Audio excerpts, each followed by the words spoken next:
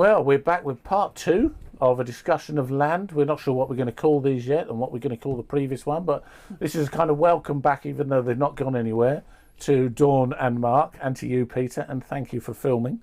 I'm going to throw in something that I just mentioned in the first one to start us off with, about what was originally called the clearances in Scotland. Because last time we finished off talking about the sort of idea of the history and the future and how you use, whether these things are important.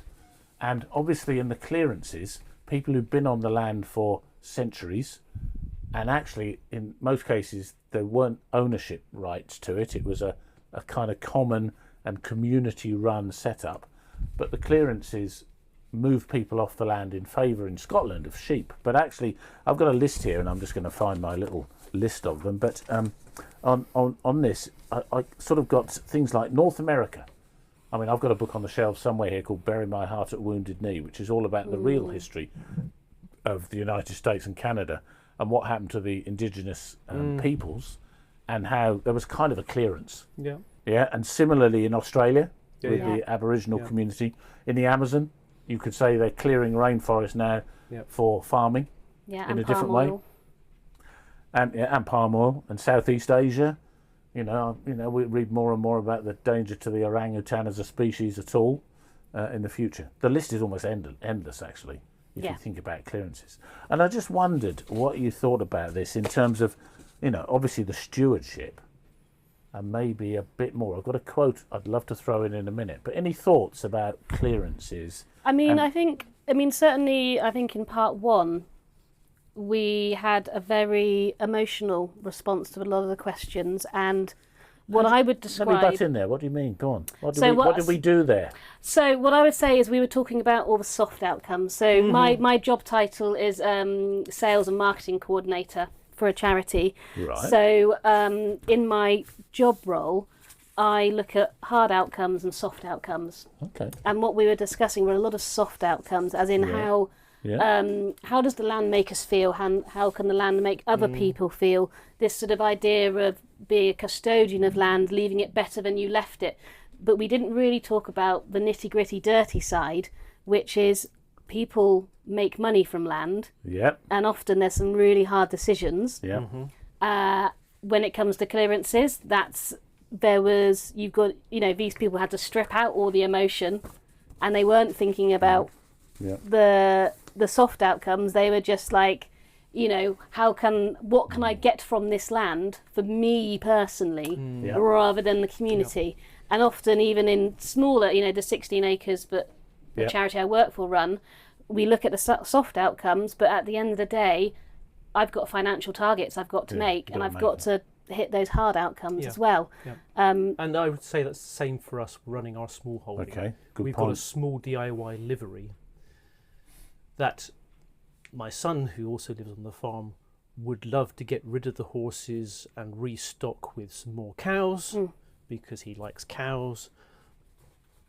But actually the horses bring in cash. They pay for grazing, they pay for stabling. And actually when it comes down to it, there is a certain compromise. There is an economic thing there. There is a compromise there. But I do think that actually we have to really balance that one, don't we? In the clearances, I'm pretty certain it went seriously off the rails. In the sense that actually it became about the landowners going like, how can we maximise profit from our land? Stop there for a minute, Mark. Let me quote you this book from Love of Country and Hebridean Story and so on. It says the clearances have resonated so powerfully because they are a history repeated in many places around the world where pre-industrial communal cultures have come into contact with capitalism and resulted in bitter conflict. Which is exactly the points we're making. Absolutely. But I mean, the principle, I mean, sorry, I'll rabbit on about the Bible, but I mean, I was going to bring it in at the end.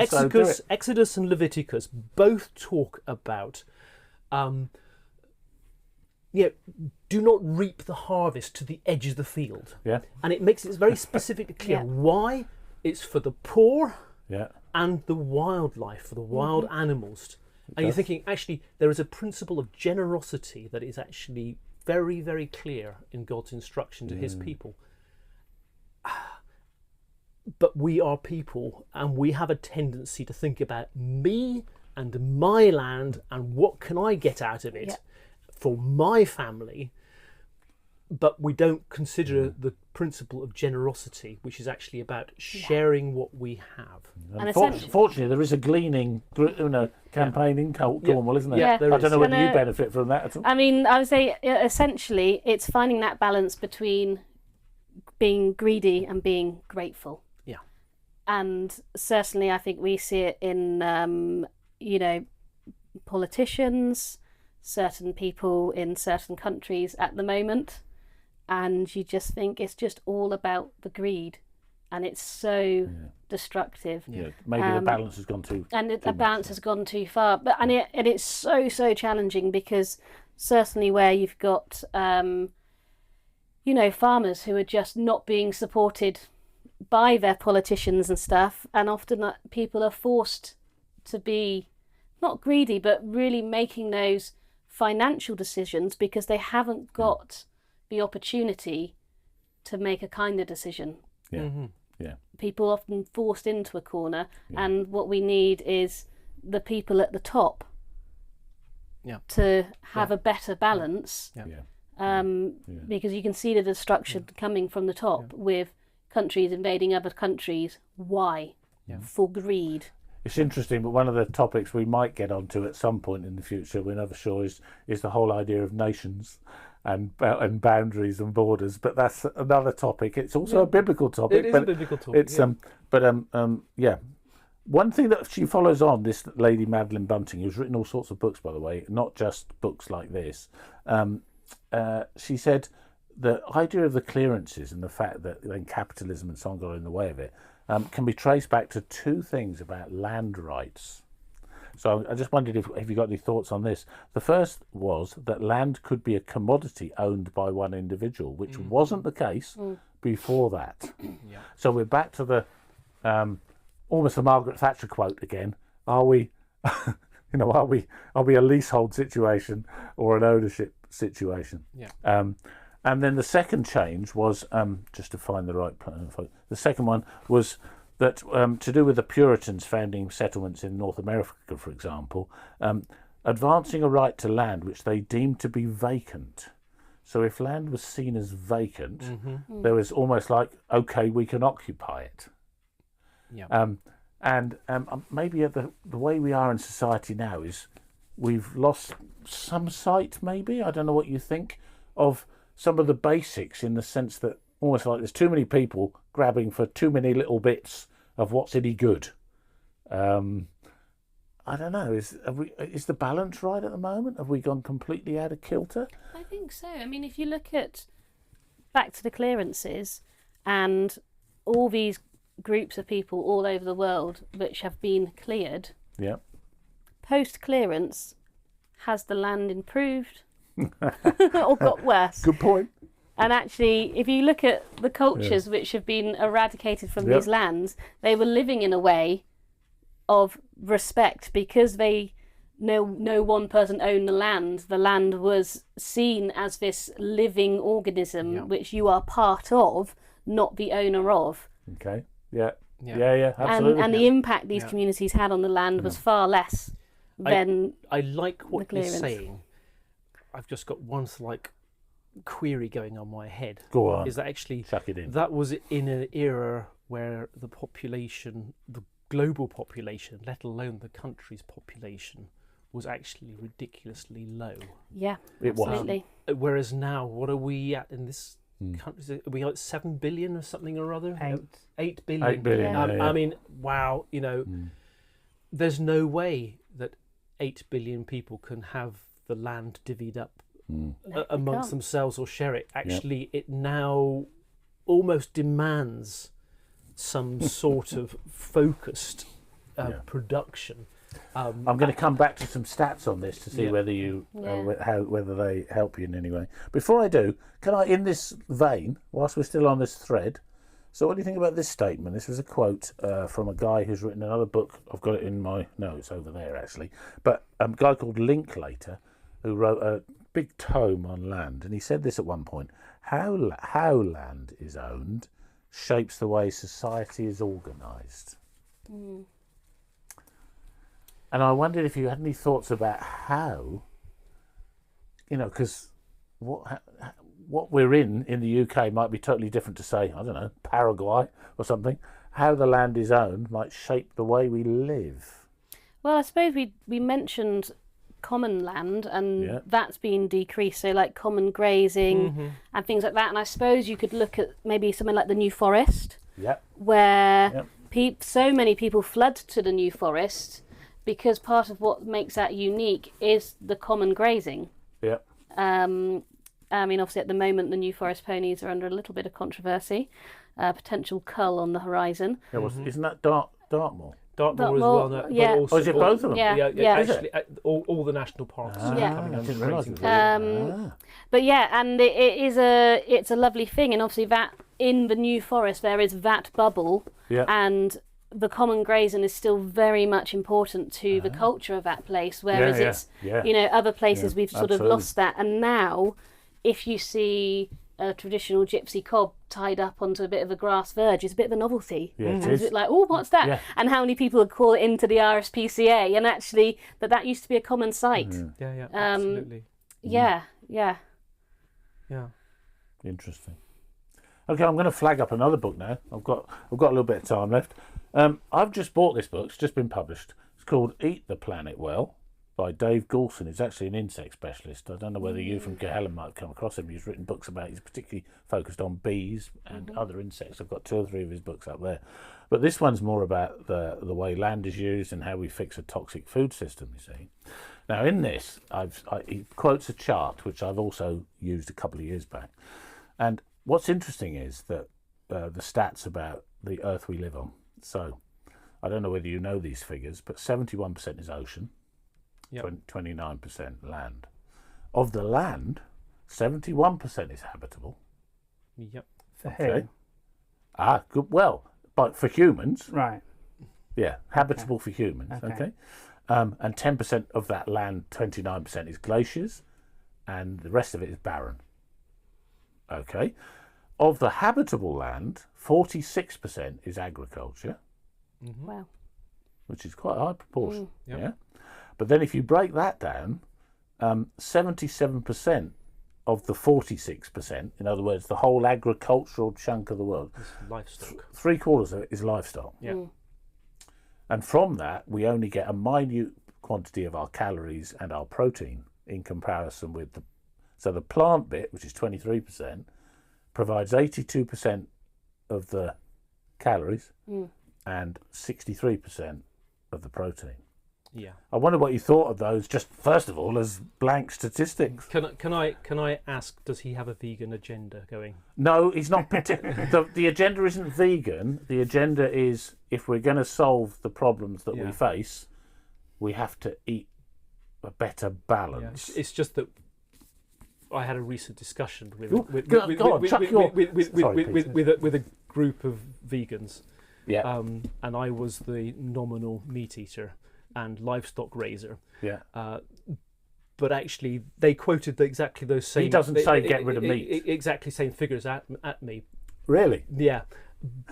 What I would say of that, and it's actually because I went back and had a look at those stats and whatnot, and the 71% of the of the agricultural land, or 77%, is livestock. True. But they include in agricultural land all the uplands, all the rough pasture and everything else, which are totally unsuitable for horticultural use. And so it's a lot more nuanced than actually those simple stats. It is in our country particularly. It is in our country. And actually in our country and in our county, what we grow spectacularly well is grass. Humans don't eat grass.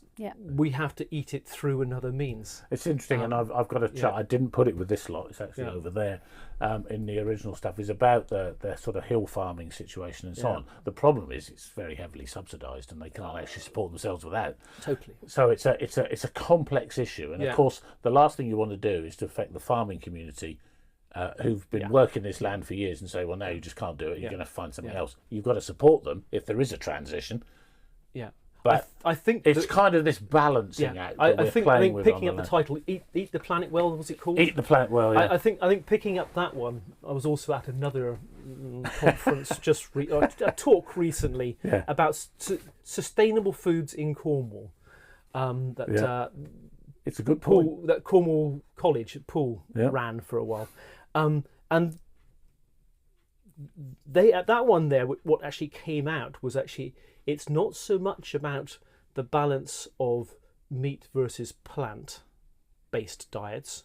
Yes, there does need to be a swing towards greater plant input into it, but actually it's about the highly processed food, which takes a whole other issue. Takes absolute rubbish meat and turns it into something even worse for us. And that's a different, but that's a whole different topic. But that is definitely in there. Yeah. Yeah. I mean, sorry. I was going to say, just sort of bringing it back to like the land here. I think obviously there's some places in the UK it would be harder to connect to your local land. I think here in Cornwall, because we do have a lot of land around us. For me, being, if you don't have land, and you don't have access to land, you're not able to grow your own food, but one way that you can connect to your land is through the food you buy. Now, see, I run the Key-Helen Trust Shop on Camborne High Street. I have to say. And we try our best to keep things, what's grown at the Trust, then what's grown locally. But obviously, I stock bananas and they're not grown in Cornwall. But the beef we sell, which is grass-fed in Cornwall, is better for the planet than the bananas which have been imported from Costa Rica. And again, it's looking at that, how can you make your bubble good for the planet? And it's about accessing the food which is being produced in your bubble. And there's lots of research saying that actually the longer you have lived in a place, your internal biome will get connected to what food is naturally available. So actually, if I suddenly decided to go on like a tropical fruit-based diet, my body might be like, what are you doing? Like, and all the bacteria and things that live in my body, what they want is the seasonal fruit and veg. Well, and that's a whole other conversation, the seasonal. And again, for me, I love eating seasonal and local because it connects you to the land. And I've certainly found serving the community in Camborne the beauty of, an older gentleman coming in who 40 years ago was farming the land, and when he's buying his locally grown carrots, he's like, oh, how's the farmer doing at the moment? And I can say how the farmer is, I can say the condition of the soil, I can say how the weather's affecting it, and then he can relate to saying, I remember the summer of 45 and it was like this, or but then it's like he's getting reconnected with his local land through that storytelling and through the food. That's going back to the story of place stuff. It is, and also Peter's point in the first video, if I can bring it back to this, because I mentioned I would come back to it, Peter. There's a quote from a Gaelic guy called Michael Newton, and he says this: people belong to places rather than places belong to people. Yeah.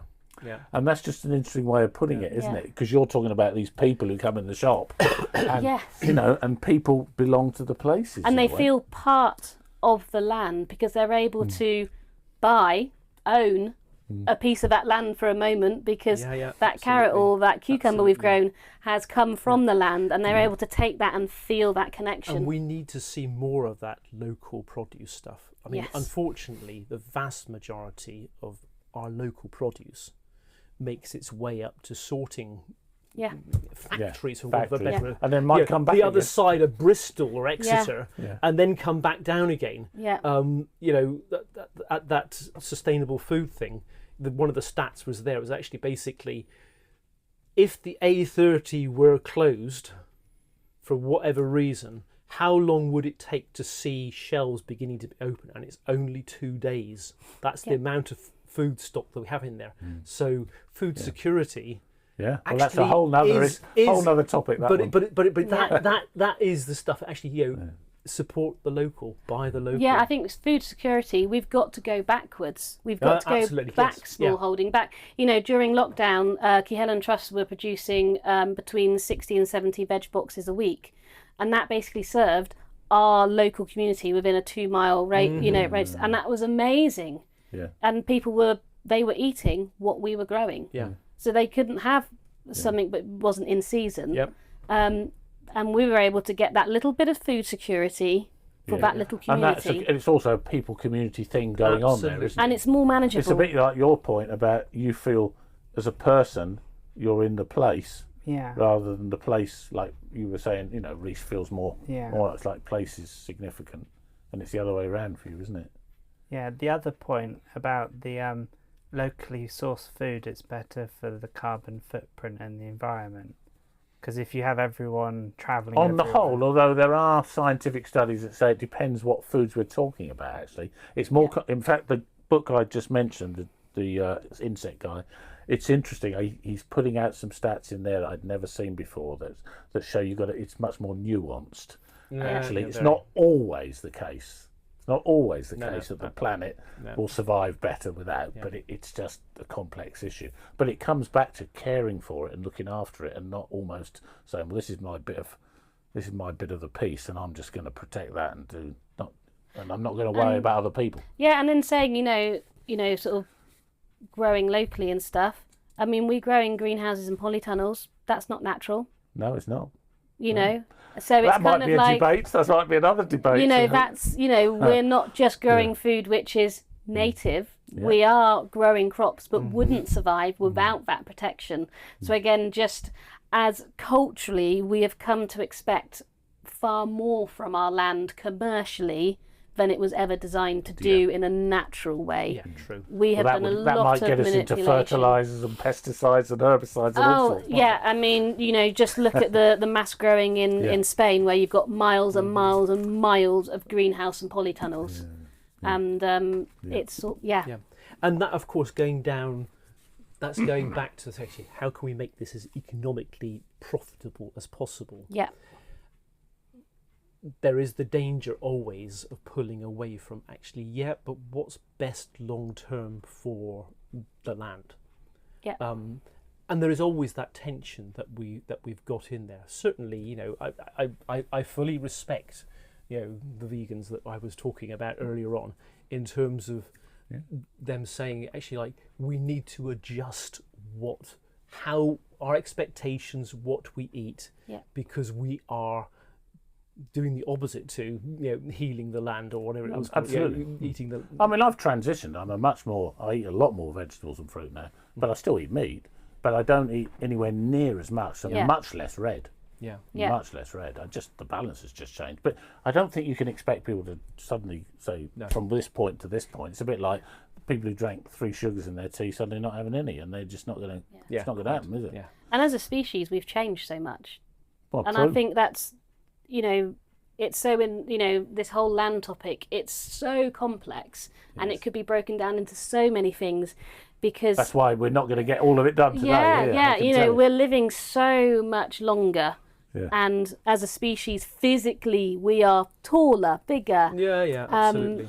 and you know, so and we, all these things. So, very Okay, I'm going to complex. flag up one more thing. I'm conscious we're really, we're probably 25 minutes on this one.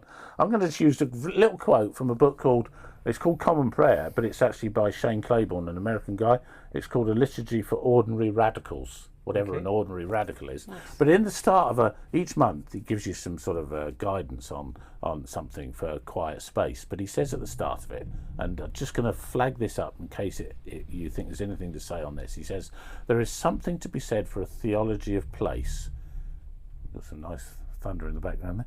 Choosing to orient our lives around community for the sake of the gospel. So much of our culture is built around moving away from people rather than closer to them. Then he says, in many of the wealthiest countries in the world, we've lost the sense of a village, and we have some of the highest rates of home ownership and some of the highest rates of depression. We are some of the wealthiest and loneliest societies the world has ever seen, We live in a mobile culture in which people are used to moving every few years and in which many folks will uproot without question to move for a higher paying job. Just wonder what you thought of that as a initial paragraph there. I think it's true for a vast number of people. Well, do they shift around all over the place? There's certainly That's social mobility, though. social isn't it, Mark? mobility, probably more in the sort of like professional middle classes and that sort of stuff. But then, hey, I was chatting to a guy last night in our church who's migrated here from Uganda. Yeah. His family and children are still back in Uganda. He will go back to them maybe in a year's time. Yeah. And you're just thinking like, oh, hold a second. Now he's done that for purely economic reasons. He works in the care industry, absolutely doing a valuable job and everything else. Yeah. So there are a whole load of things which drive this. But actually, I think we if we don't put down roots in the place where we are and build a sense of belonging to a community, actually we are building loneliness into our own lives. Yeah. And of course, the social media that this is going to go out on might exacerbate that. Yeah. Or encourage people to go and say hi discuss. to your neighbours. Yeah. I mean, I was thinking only about, this is a separate point, but it's about place in a way that, the more I get to think about things in community, we probably have lost the art of saying for quite a lot of simple things in everyday life, why don't you come around and join me? I'm gonna watch the football or whatever it is, just in the sense of come together in place rather than I know that one of the separate. historic monastery groups, they have as part of their vows of actually being anchored to a place.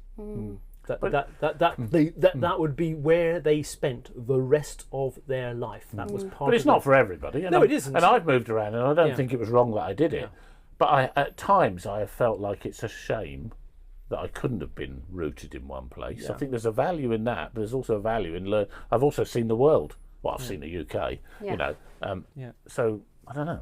I'm not saying one way or the other. I think culturally we've become maximalists in the sense that I think culturally we sort of value that, like that building of wealth, as in financial wealth, property wealth, land wealth. Okay, yeah.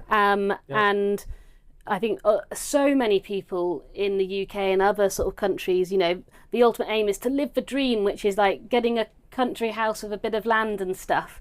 And often people will say to me, my husband, "Oh, you're so lucky that we've got a lovely little cottage and a lovely garden and stuff." I'm not lucky. I made a choice. I'm in a position where I was able to make that choice, but we brought under budget. We could have spent more on our house and got a bigger mortgage, but we got under budget, which means that we don't have to work every hour under the sun to pay for what we have. So we're able to invest our time into the land, but we do have, for example. So you're looking after it. And again, it's like building richness in our lives in a non-financial sense. Yeah. And for us, it means that we can, I've got an amazing veg garden and flower garden, and there's nothing better than gifting flowers and food. Yeah, you have. And these flowers today, I've literally brought these today so that you guys will get a little something to take home. And I just think it's the most wonderful thing to be able to do is share the wealth of your land. And absolutely, I mean, brilliant. And it can be done so simply as well, Dawn, what's that? That is Fatsia japonica spider's web, which is the common one is just the plain green leaf, which is just Fatsia japonica. I learned something there. But I do like a very right. I'm going to have to stop us. We could go on all night. Thank you so much, Dawn and Mark, for coming, and Peter for working the controls and just being, for once, quite quiet and listening in and whatever. Yeah, I deferred to the experts. Get away when there's no experts here. I also thank you because it's one of the most humid evenings. I should have put a fan in here. We've only got one window open and we couldn't open the door because it's thunder and rain outside at the moment. So I really appreciate you putting up with that. And it'd be really nice when we get outside. So thank you all very much. And well, hopefully we'll see you soon. Maybe you might want to revisit and come back at some point. I look forward to seeing this when it goes out. Yeah. Okay, thank you. Maybe, Peter, we should even think, well, what about asking, they may say no, they could tell their life stories in a bit more detail in the future. You never know. Anyway, we'll come back to that. Anyway. Thank you very much. Thank you. Thank you.